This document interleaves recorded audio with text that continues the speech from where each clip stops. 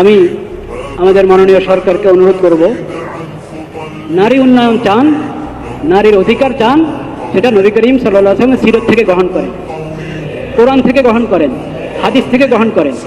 ওটার জন্য কমিশন বানাতে হয় না। ইসলামিক ফাউন্ডেশনকে বলেন, ধর্ম মন্ত্রণালয়ের অধীনে আমাদের ইসলামিক ফাউন্ডেশন আছে, ইসলামিক ফাউন্ডেশনকে বলেন ওটাকে বাস্তবায়ন করে দেন, তাহলে বিশ্বের সবচেয়ে বেশি শান্তিতে থাকবে আমাদের এই দেশের মহিলারা।